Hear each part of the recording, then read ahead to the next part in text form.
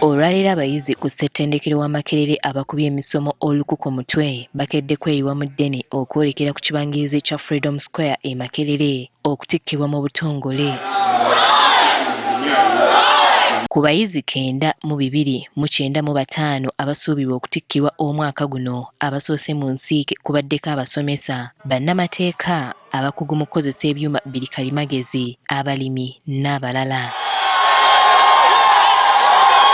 Esther Ziribaggwa nga yanywedde mu bannaakenda omwaka guno abadde ku ssomo ery'obulimi lye yawuusa obuva n'obubonero 4.7 ng'ono yeefunidde first class degree asiimiddwa mu ngeri ey'enjawulo omubadde n'okumuwa ssente.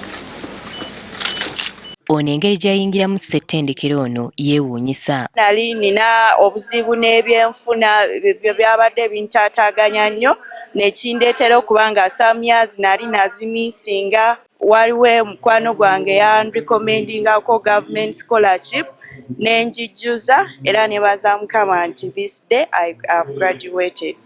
Wabula yeebaza Katonda okumusobozesa okumaliriza emisomo gye ate obulungi. Nze abadde best student overall in sciences. Okiwa n'ettendo nkimudi.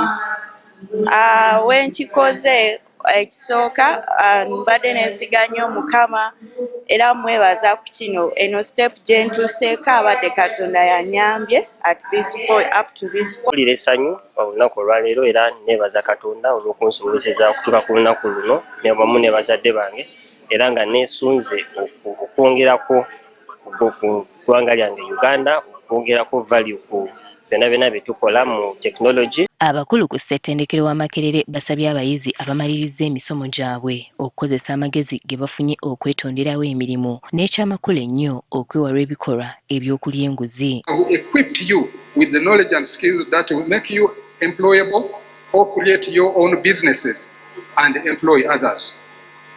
Do not despair if you cannot find employment.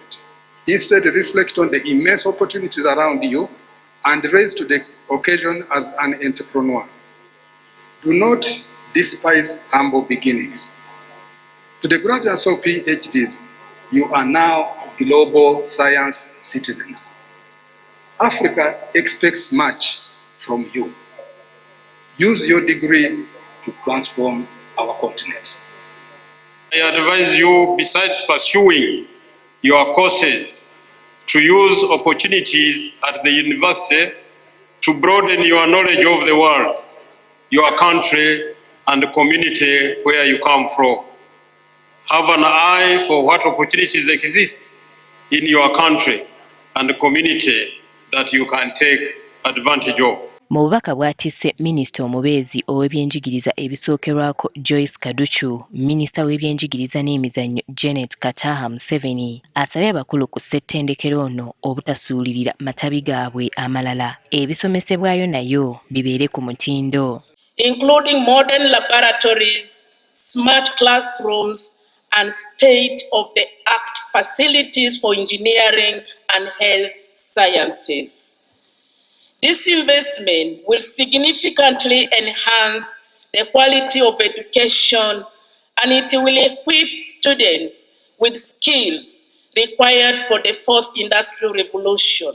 Ono era talemye kubasaba kussa mu nkola ensomesa y'ebyensoma empya olwo abayizi basobole okweyimirizaawo ku mutendera oguddako. This is not merely a policy change. It is a fundamental shift in how we prepare our graduates. We are moving towards a model that emphasizes practical skills. It emphasizes innovation and problem solving. Omwaka guno abawala abafunye digrii yaabwe esooka bali 4,262, abalenzi bali 5,333. Wabula ekyenjawulo ku mulundi guno abayizi abafunye digrii yaabwe esembayo oba PhD beeyongedde okuva ku 145 okutuuka ku 213.